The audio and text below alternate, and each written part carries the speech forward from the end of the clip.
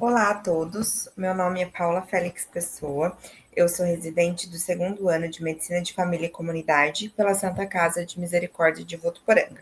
E hoje o tema da nossa aula vai ser sobre insuficiência cardíaca. E eu vou focar principalmente em nós médicos da atenção primária à saúde. A insuficiência cardíaca ela é uma síndrome complexa. Então, tem vários mecanismos fisiopatológicos e estruturais envolvidos, né, na insuficiência cardíaca. Mas é basicamente uma síndrome em que o coração ele é incapaz de bombear adequadamente o sangue para atender às demandas do corpo. Então, ele tem uma dificuldade em fazer esse bombeamento sanguíneo, da pressão sanguínea, para atender às necessidades tanto metabólicas quanto tissulares do corpo, do organismo, né? E ele faz, né, para atender essa demanda do corpo metabólico e tissular, ele faz com elevadas pressões de enchimento.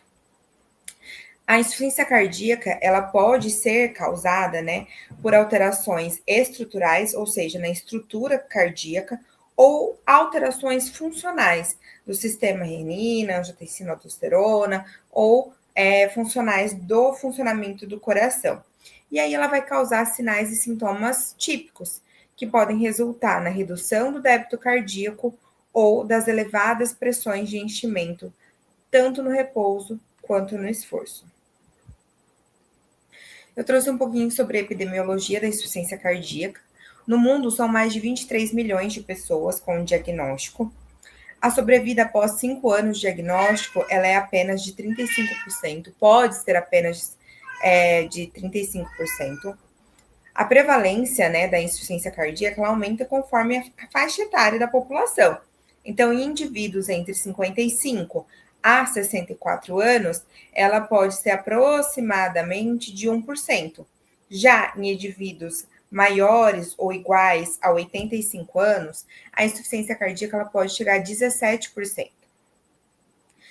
A mortalidade ela vai variar de acordo com a classificação por fração de ejeção. A gente vai ver que tem várias classificações para a insuficiência cardíaca e a classificação por fração de ejeção ela pode atingir uma maior mortalidade nos pacientes com fração de ejeção reduzida, a ICFER que a gente fala, chegando a 8,8%. O perfil clínico da insuficiência crônica ela envolve indivíduos portadores de etiologias diversas, sendo a isquêmica a mais prevalente no mundo e no Brasil. Na epidemiologia, esse textinho eu tirei do Gusto, né? No Brasil, a etiologia isquêmica hipertensiva é a maior causa de insuficiência cardíaca, e aí vai ser seguida pela miocardiopatia dilatada idiopática e posteriormente pela doença de Chagas, principalmente no norte e nordeste do Brasil. Mas vale ressaltar que, de acordo com o aumento né, de orientações do nível socioeconômico, do desenvolvimento do país, a doença de Chagas tem diminuído. E também, no Brasil, a gente tem a doença valvar reumática como uma grande etiologia, mas também vem diminuindo conforme o aumento do nível socioeconômico e informações. Então, a doença valvar reumática também vem diminuindo sua incidência. Então, a principal etiologia temos a hipertensão arterial sistêmica, RAS, disparada no mundo e no Brasil, doença arterial coronariana, no Brasil principalmente isquêmica, as valvopatias, miocardiopatias. A etiologia da insuficiência cardíaca ela vai diferir de acordo com as diferentes regiões ao redor do mundo, né? Então, como eu disse, no Nordeste tem mais incidência de Norte e Nordeste de insuficiência cardíaca por miocardiopatias dilatadas, por causa da insuficiência de Chagas e etc. Diferindo a etiologia, nós podemos ter também uma diferença de diagnóstico e de sintomas entre elas. Esse organograma, né, essa imagem, eu tirei do Tratado de Insuficiência Cardíaca de 2019, e aí aqui ele fala, né, as principais etiologias da insuficiência cardíaca. No primeiro colchete, nós temos as principais, né, etiologias, e depois vai dividindo, especificando cada vez mais. Então, as principais são isquêmica, hipertensiva, chagásica, valvar, as cardiomiopatias congênitas, cardiotoxicidades, alcoólica, doenças extracardíacas, aí podemos, aí ele abre um outro colchete, né? Endócrinas, autoimunes e doenças renais, taquicardiomiopatia, miocardites e periparto. E aí, conforme ele vai especificando cada uma dessas principais etiologias, os colchetes vão se fechando, né? Então, esse quadro é bem bacana para a gente conseguir ver as principais etiologias da insuficiência cardíaca e quais são as hipóteses de causas que vão vindo em cada uma dessas principais etiologias, né, da insuficiência cardíaca. A etiologia versus a fisiopatologia, né? Então, as etiologias, elas podem afetar tanto a função contrátil do ventrículo esquerdo, e aí nós vamos ter principalmente as insuficiências cardíacas com fração de ejeção reduzida, que é ICFR, ou o preenchimento do enchimento, né? E aí, geralmente, nós temos as insuficiências cardíacas com fração de ejeção preservada, as ICFEPs, que aí elas levam a uma redução do débito cardíaco e aí, consequentemente, da perfusão dos tecidos. Então, a gente pode ter uma disfunção contrátil do ventrículo esquerdo, geralmente as ICFERs, ou a pressão do enchimento cardíaco, né? A redução do débito cardíaco ocorre, e aí nós temos uma IC de fração de ejeção preservada. Em ambas insuficiências cardíacas, nós temos uma diminuição da chegada de sangue para o rim. E aí o rim, ele deduz que a gente está em estágio de alerta, ou de hipotensão, ou de hipovolemia, e ele aumenta, por compensação, ele ativa um sistema neurohormonal, que é o famoso sistema renina-angiotensina-aldosterona. Então, o rim, percebendo essa diminuição de volume ou diminuição da chegada de sangue até eles, ativa o sistema renina-angiotensina-aldosterona, levando a uma retenção hídrica, a uma retenção salina e, consequentemente, aumenta a volemia, né? É mais ou menos, muito resumidamente, a fisiopatologia que nós temos na insuficiência cardíaca. Nas insuficiências cardíacas, com o passar do tempo, podem ocorrer a hipertrofia e dilatação do ventrículo esquerdo, levando a remodelamento cardíaco, com eventual alteração da função contrátil desse coração e do ventrículo esquerdo. Eu coloquei o estadiamento, a gente tem a classificação, né? Eu trouxe um pouquinho antes essa tabela de estadiamento de acordo com o dano, ou de acordo. Mais de acordo com o dano, né? É uma tabela que fala sobre os estágios da insuficiência cardíaca da American College of Cardiology ou da American Heart Association.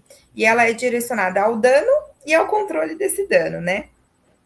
E aí, uma nota importante, eu tirei essa tabelinha do GUSSO, de Medicina de Família e Comunidade, não está indicado de forma rotineira o rastreamento da função ventricular em pacientes assintomáticos, né? Então, a gente não vai sair pedindo exames, ecocardiograma, raio de tórax, para todos os pacientes assintomáticos que a gente está de forma rotineira.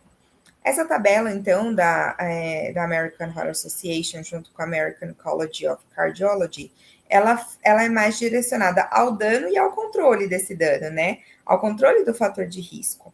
Então, no estágio A, nós temos o quê? Pacientes assintomáticos, sem uma cardiopatia estrutural ou funcional, com alto risco de desenvolver a insuficiência cardíaca.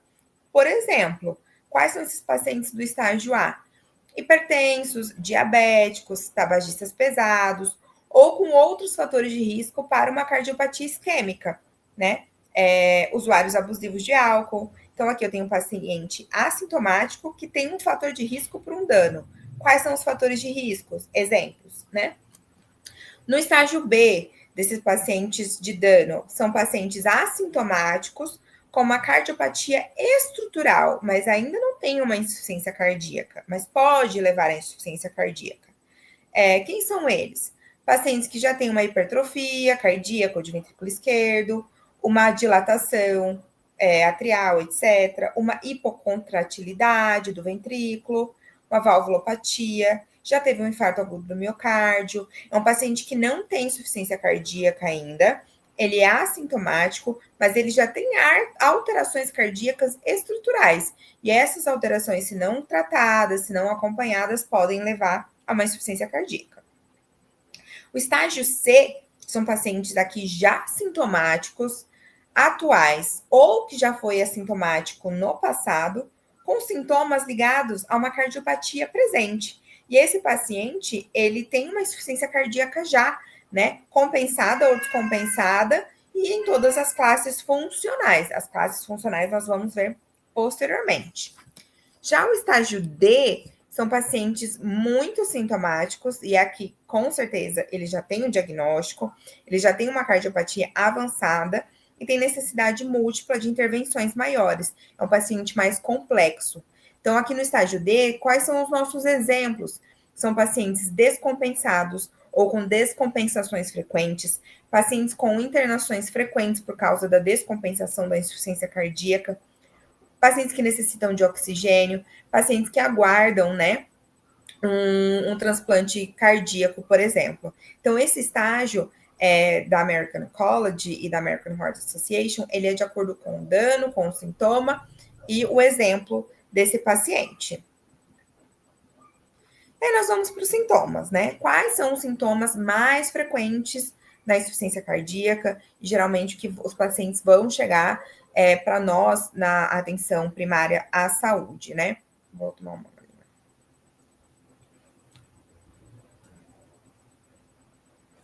Mais frequentes: dispneia e o cansaço, ou seja, o paciente que queixa de uma fadiga, aos moderados, leves esforços, uma intolerância, né, ao esforço. O paciente com ortopneia, ele não tolera o decúbito dorsal. O paciente com uma tosse seca frequente. O paciente que se queixa frequentemente de edema de extremidades. E pacientes que podem ter crépitos na ausculta pulmonar. Aí, pacientes que, se ele tem edema agudo de pulmão, né? A grande dificuldade do diagnóstico é que muitos dos sintomas presentes na insuficiência cardíaca também estão presentes em outras síndromes clínicas, em outras situações. E aí a gente tem particularmente idosos sedentários, obesos, portadores de doenças respiratórias, tabagistas e etc. Então é muito difícil a gente diferenciar, poxa, esse sintoma que o paciente está me trazendo é de uma insuficiência cardíaca, ou é de um uso prolongado do tabaco, ou é do sedentarismo, ou é de uma obesidade grave. É difícil a gente ter esse parâmetro. E aí, quais são os exames complementares que nós podemos pedir?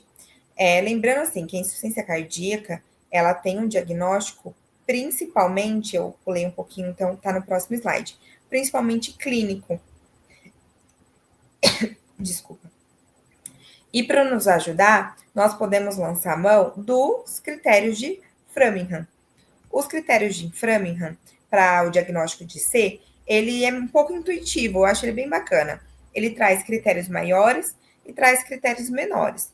E para ter o diagnóstico da IC, nós precisamos ter 2 critérios maiores simultâneos ou um critério maior e 2 menores. Quais são os critérios maiores?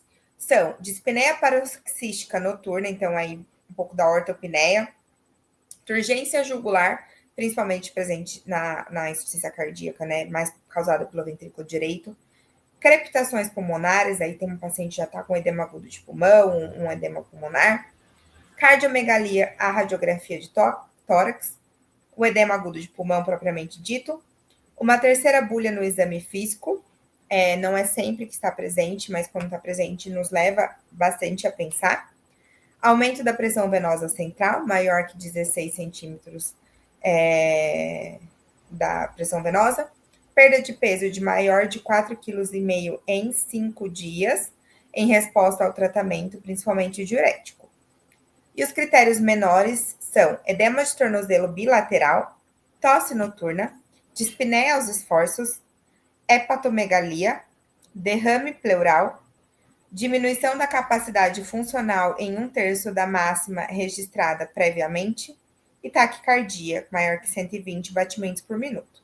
Se eu tiver 2 dos critérios maiores simultaneamente já é critério diagnóstico, né?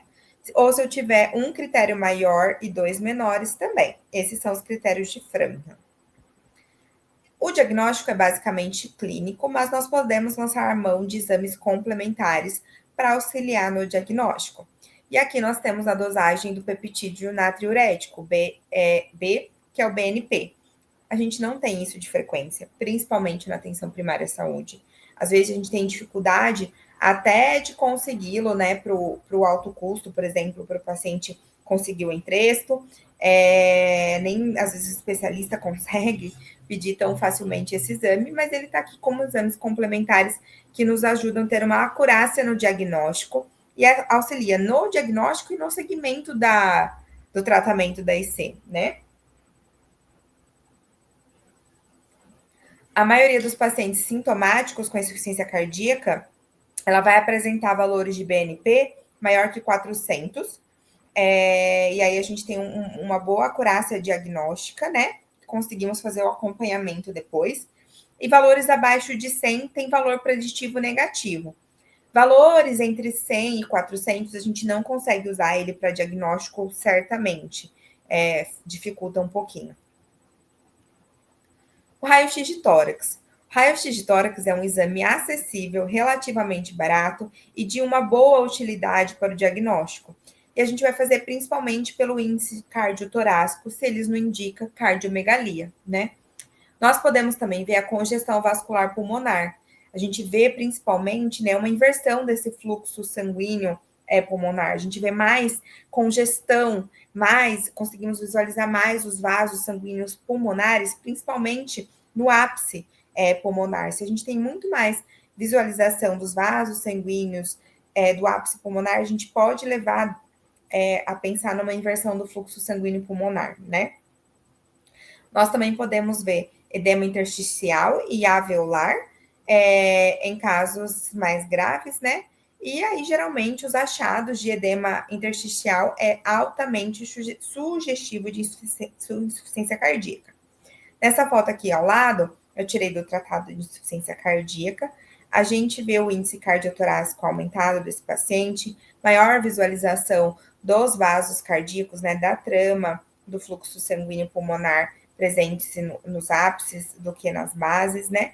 E aí, o índice cardiotorácico é a razão entre o diâmetro transversal do coração, que aí na imagem está demonstrada pelo segmento A e B, e o maior diâmetro do tórax, que é o segmento C, né? Isso a gente vê em uma radiografia em PA, póstero anterior.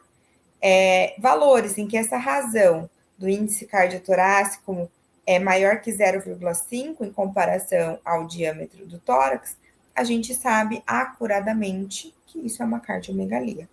Então, aqui está representado. Então, o diâmetro transversal cardíaco e o maior diâmetro transversal do tórax, valores maior que 0,5 centímetros, indicam cardiomegalia. O eletrocardiograma. O eletrocardiograma, ele não vai mostrar alterações específicas da insuficiência cardíaca, mas ele pode indicar condições subjacentes. Eu acho que principalmente na atenção primária à saúde, a gente pode buscar a hipertrofia ventricular, né? Hipertrofia ventricular e atrial, mas principalmente a hipertrofia ventricular, e aí pelo Sokolov-Lyon, por exemplo, né? Fibrilação atrial, que é uma consequência da insuficiência cardíaca, e a cardiopatia isquêmica. Então, ele não é diagnóstico, mas ele pode achar achados que nos mostrar achados que nos levam a pensar na insuficiência cardíaca como diagnóstico ou como complicação de uma insuficiência cardíaca. O tão querido ecocardiograma, né? O ecocardiograma, ele vai fornecer uma estimativa acurada, reprodutível e não invasiva da função de ejeção, da função contrátil, né, desse ventrículo e desse coração. E aí a gente consegue dividir, né? A fração de ejeção considerada normal é de 50%, e aí mais ou menos 5%. Medidas inferiores a 30%, a gente já vê que o coração ele tem uma disfunção sistólica grave. No entanto, cerca de 50 pessoas da pessoa com IC tem uma insuficiência cardíaca de fração ejeção preservada.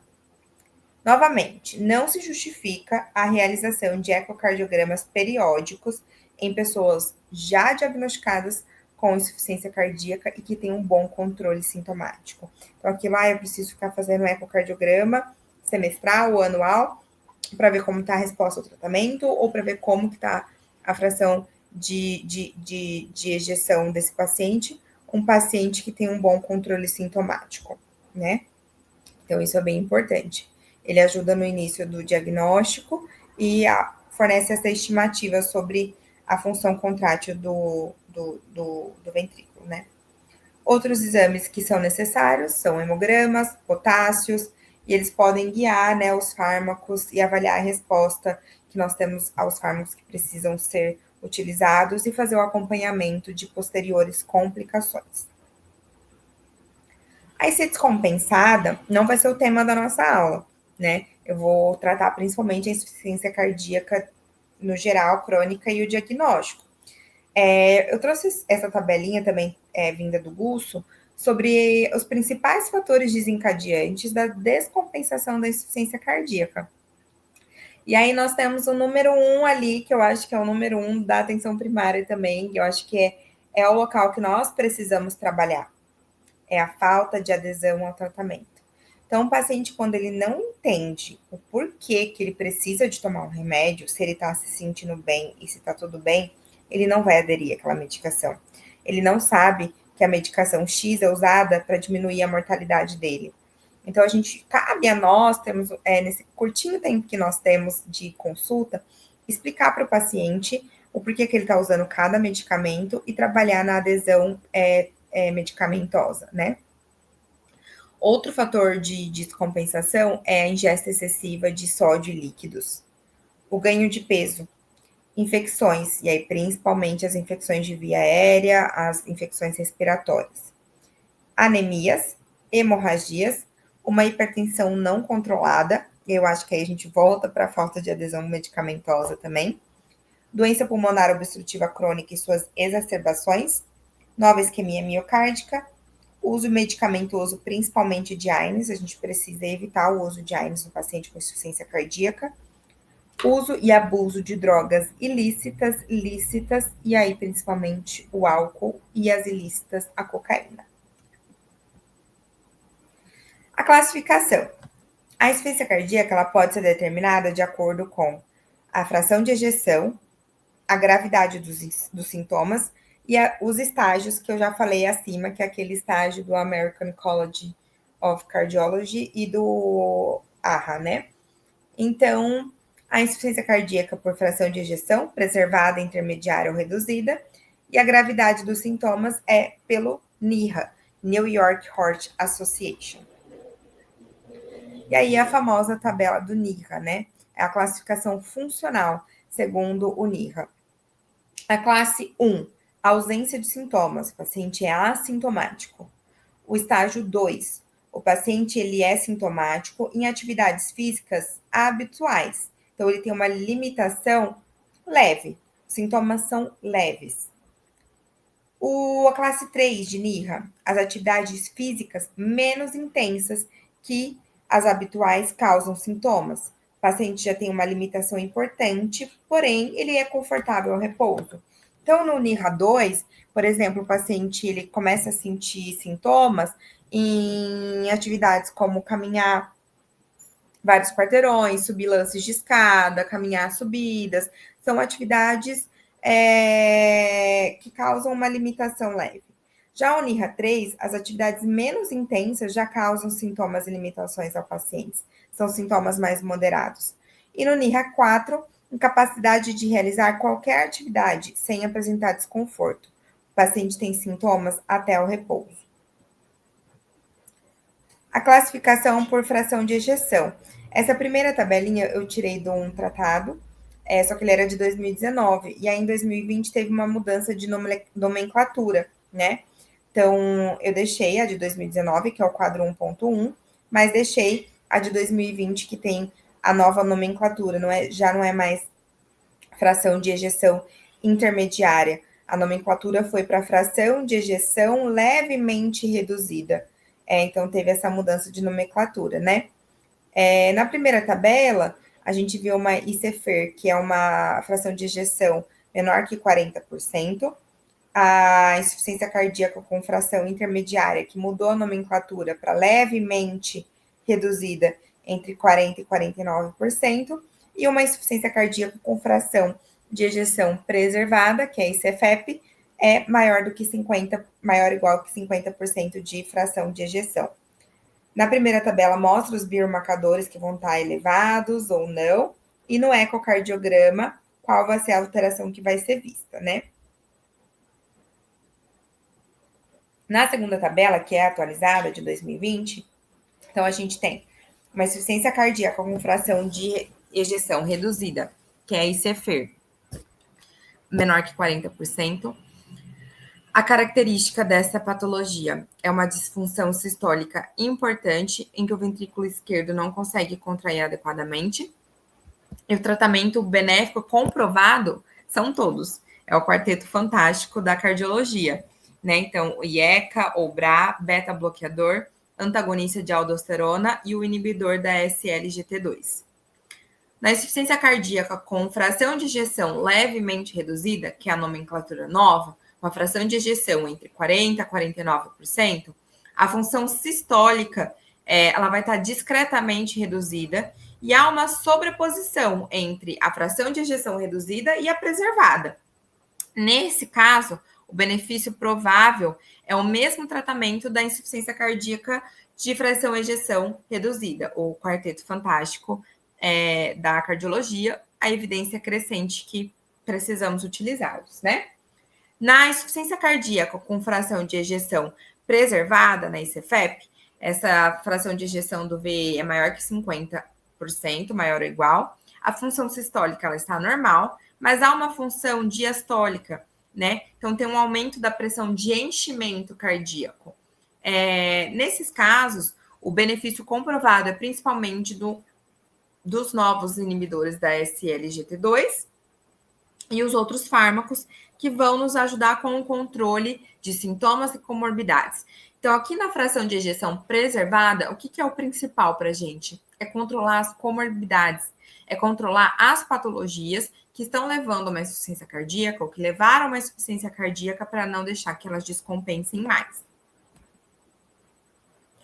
Deixei a classificação por estágios, segundo é a mesma lá de cima que eu mostrei primeiramente, né? Só que aqui ele coloca as abordagens possíveis. Então, o dano, que é o dano que pode acontecer, né? O fator de risco, e as abordagens possíveis. Então, essa, de novo, é por estágios, é aquela primeira que eu mostrei. Então, o estágio A. Então, o paciente ainda assintomático, sem doença estrutural ou sintomas de C, mas tem riscos. O que a gente precisa fazer? Controlar a pressão, tabagismo, a dislipidemia, a diabetes, a obesidade, monitorar a cardiotoxicidade. O paciente B, o paciente não tem sintoma, mas ele tem uma doença estrutural cardíaca presente. O que eu vou fazer? Considerar, né, um IECA, um beta-bloque, o antagonista do mineralocorticoide, otimizar esse tratamento clínico para não deixar essa doença estrutural cardíaca que já está presente evoluir para uma insuficiência cardíaca. O paciente C, ele já tem essa doença estrutural cardíaca presente, ele já teve sintomas ou está com sintomas presentes da IC. Nesse, o tratamento clínico vai ser otimizado, similar ao tratamento da insuficiência cardíaca de fração de ejeção reduzida. E aí, o estágio D, refratário ao tratamento clínico e vai requerer uma intervenção especializada, todas as medidas do quarteto fantástico, equipe multi, tratamento cirúrgico, etc. Até transplante cardíaco e dispositivos de assistência ventricular. O manejo clínico, né? Quais são os objetivos do tratamento da IC? É a redução dos sintomas, melhorar a qualidade de vida do paciente, diminuir a mortalidade e diminuir o número de internações, tá? Os não farmacológicos, aí a gente precisa muito da ajuda da equipe multi, né? Nutri, físio, se o paciente tem um baixo suporte familiar da assistente social, etc. Quais são, né? Exercício físico é sabido que eles melhoram a qualidade de vida e reduzem as internações. Aí vem um exercício físico acompanhado, que vá até onde os sintomas do paciente deixe ele realizar, né? Recomenda-se que as pessoas em classes sintomáticas de 1 a 3 realizem exercício físico aeróbico em torno de 20 minutos por dia, 3 vezes por semana, acompanhado. Cessar o tabagismo, restrição sódica em torno de 2 a 3 gramas por dia de sódio. Isso, pacientes ainda com mais graves, né? A restrição é de 2 gramas dia. Aumentar a fibra alimentar vai prevenir a constipação e, com isso, vai diminuir o esforço de evacuação e a pressão intraabdominal, né? Restrição hídrica de menos de 2 litros por dia é indicado para pessoas com IC grave e com hiponatremia. Tratamento à base dos medicamentos, né? Então, as medicações chaves farmacológicas, os diuréticos, e aí aqui a gente tem a furosemida, principalmente, que é um diurético de alça. Os diuréticos, eles vão diminuir a congestão, eles vão aliviar os sintomas, mas eles não reduzem a mortalidade. Eles vão estar principalmente por aliviar os sintomas. E a gente sabe que o alívio dos sintomas é um dos pilares do tratamento da insuficiência cardíaca. Quando houver a necessidade de altas doses de furosemida, considerar a associação de um diurético tiazídico pelo efeito sinérgico. Os inibidores da enzima conversora de angiotensina, e aqui também tá os bloqueadores, aqui também tá os BRAS, mas eu acho que eu esqueci de colocar. Então, os IECAS ou os BRAS, né? Não, é só os IECAS mesmo. Então, inibidores da enzima conversora de angiotensina. Eles vão reduzir os sintomas da IC, vão aumentar a sobrevida e devem ser instituídos em todas as pessoas, principalmente com insuficiência de fração de ejeção reduzida. Os beta-bloqueadores, eles melhoram a fração de ejeção e a qualidade de vida, eles aumentam a tolerância ao exercício e reduzem a mortalidade. E a gente sabe que ficou apagado, mas que o carvedilol, no caso da insuficiência cardíaca, os estudos ainda preferem o carvedilol, falam que o benefício na IC é superior ao metoprolol e ao bisoprolol. A espironolactona, ele é um diurético poupador de potássio e ele tem desfecho na mortalidade, ele reduz a mortalidade em IC grave. Ele é usado em todas as pessoas com IC de fração de ejeção reduzida e com classes funcionais NIRA 3 e 4, que já estejam em uso de IECAS e diuréticos. Os digitálicos não é usado em todos, não faz parte, né, do quarteto fantástico, mas eles diminuem hospitalizações, só que não reduzem a mortalidade.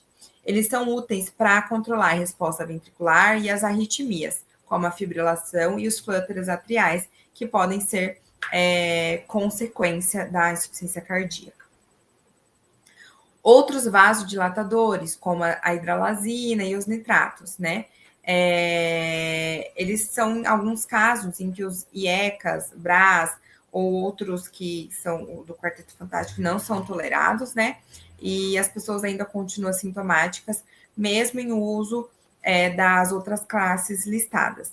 Principalmente quando a gente já está em uso de todas as classes listadas e o paciente ainda persiste com hipertensão ou refratariedade no tratamento, a gente pode lançar mão de outros vasodilatadores, principalmente a isosorbida ou a hidralazina. E os novos, né, que são os inibidores da SGLT2, né, são medicamentos que reduzem a reabsorção da glicose e sódio nos túbulos proximais renais, e eles levam a uma glicosúria, a uma natriurese e uma diurese osmótica, reduzindo a pré e a pós-carga, tem uma menor pressão intracardíaca, consequentemente, uma menor congestão, e os efeitos favoráveis sobre o metabolismo do miocárdio e da função endotelial. O efeito final dos inibidores da SGLT2 é, sim, redução da mortalidade por insuficiência cardíaca, tem menor hospitalização e melhora da função cardíaca. Aí aqui tem as doses, né? O que a gente tem mais atualmente no alto custo, com os critérios, ou na farmácia popular, é o Forxiga da dapaglifosina. A dose é 10 miligramas por dia. A gente deve usá-lo se taxa de filtração maior que 25 e suspendê-lo se a doença renal terminal estiver aí vigente. Temos também a empaglifosina e a canaglifosina. Aqui eu deixei as medicações chaves, né, exemplos de cada um e as doses. Então, os diuréticos, hidroclorotiazida, né, classes NIRA 2 e 4, furosemida, 2 a 4 NIRA, espironolactona, 3 a 4, né? Quais são os efeitos mais colaterais dos diuréticos? Os IECAs, captopril, enalapril, os beta-bloqueadores, quando indicados, e as doses, a digoxina, que são os digitálicos, os BRAS e os outros vasodilatadores. Então, as chaves, repetindo, IECA ou BRA, beta-bloqueadores, os antagonistas de mineralocorticoides, a espironolactona, diuréticos de alça, furosemida, para sintomas, e as novas terapias com os inibidores da SGLT2. Tem uma crescente incorporação na insuficiência cardíaca.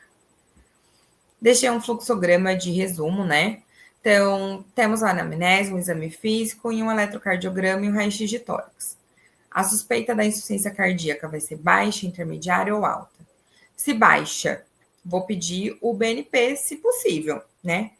BNP entre 35 e 50, ou maior que 125, eu vou avaliar se esse paciente tem alteração estrutural. Se ele não tem, se é tudo normal, é improvável que ele tenha uma insuficiência cardíaca, eu vou ter um diagnóstico alternativo. Se eu tenho uma suspeição que ele deu, sim, alterado, eu vou ter uma avaliação estrutural. Eu achei que ele tem uma avaliação estrutural alterada pelo ecocardiograma. Eu tenho uma insuficiência cardíaca provável. E aí eu vou classificar nela e implementar o tratamento. Se eu tenho uma anamnese, um exame físico, um raio-x e um eletro de tórax, que me dá uma suspeita de insuficiência cardíaca intermediária ou alta, eu vou direto para o ecocardiograma.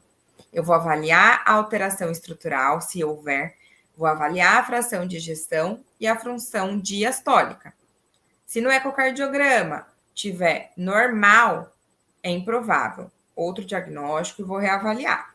Se eu tiver uma alteração estrutural da fração de ejeção ou diastólica, eu tenho uma insuficiência cardíaca provável, vou classificar ela e vou iniciar o tratamento, tá?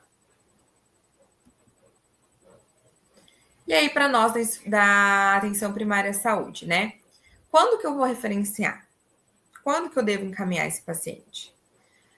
Então, numa insuficiência aguda, quando eu tô com uma suspeita de edema agudo de pulmão, por exemplo, uma insuficiência cardíaca avançada, num estágio D, na vigência de infecções sistêmicas, em portadores de patologias congênitas ou adquiridas que demandem alguma correção cirúrgica ou mais específica, em pacientes com arritmia grave ou de início recente, paciente com cardiomiopatia isquêmica sem controle sintomático, pacientes com sinais de hipoperfusão, pacientes com mau controle sintomático, mesmo com o uso das terapêuticas possíveis e manejadas, instalação rápida em pessoas que são previamente rígidas, pessoas com menos de 40 anos ou quando eu tiver dúvida diagnóstica.